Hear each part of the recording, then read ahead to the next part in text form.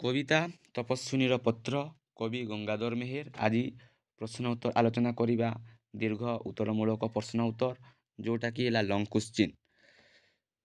प्रश्न 1 प्रत्येक प्रश्न उत्तर 150 शब्द मध्य लिखा पड़ो। प्रश्न नंबर 1 कौन कही ना तपस्विनीर पत्र कविता अवलंबन रे सीता चारित्रिक महत्वर परिचय दियो। पिले मो क्वेश्चन आंसर आलोचना करू ना, तुम्हें वीडियो को देख पॉज करी पढ़ किंबा स्क्रीनशॉट मारी नहीं जाओ। प्रश्न नंबर 1 तपस्विनीर पत्र कविता अवलंबन रे सीता चारित्रिक महत्वर परिचय दियो।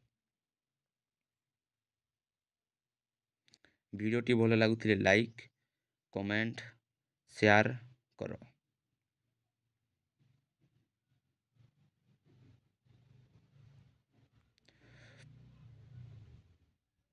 प्रश्न नंबर 2 तपस्विनीर पत्र कवितार सीता नारी मनस्तत्व किपरि प्रतिफलित होउछि आलोचना कर।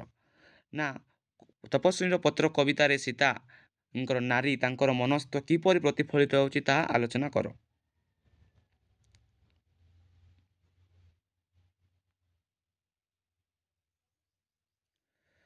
प्रश्न नंबर 3 तपस्विनी पत्र कवितार सारसर्म लेख।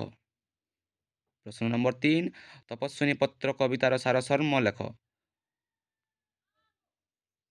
कवि होचंती गंगाधर मेहेर, कविता होची तपस्विनीर पत्र। प्रश्न नंबर 3 तपस्विनी पत्र कवितार सारसर्म लेख।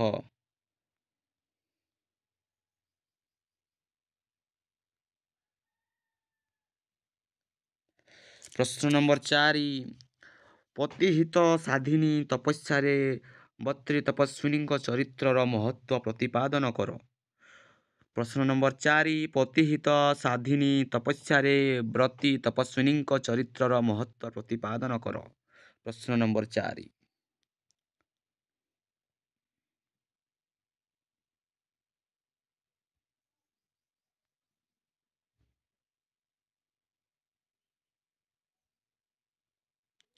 प्रश्न नंबर 5 तपस्विनीर पत्र कवितारु कवि गंगाधर मेहेरंकर निर्मल कवित्वर चित्र परिप्रकाश कर। प्रश्न नंबर 5 तपस्विनीर पत्र कवितारु कवि गंगाधरंकर निर्मल कवित्वर चित्र परिप्रकाश कर। इटा लास्ट क्वेश्चन। तपस्विनीर पत्र कवितार प्रश्न उत्तर डिस्कसन कर सारी देले। नेक्स्ट आमे बड़पण कवितार प्रश्न उत्तर डिस्कसन करिबा। बड़पण एटा तुम एडिशनल क्वेश्चन रहिबो पिले। एटा बोर्ड एग्जाम रे तुमर 5 मार्क रो प्रश्न आसे ई भलिका। एमिति गोटे पद्य देइतिबो, पद्यरू से तुमको आंसर काढिबा को कहितिबो। 5टी रो आंसर एटा देखिबो पिले केमिति दिया आइछि। एमिति पद्य देइतिबो, पद्यरू तुमको प्रश्न करितिबो, तापर तुमको आंसर मांगितिबो। एमिति भलो भलो वीडियो पाइबा पई चैनल को लाइक कमेंट शेयर सब्सक्राइब करो पिले। एबे ठारू पढ़िबा आरंभ करो।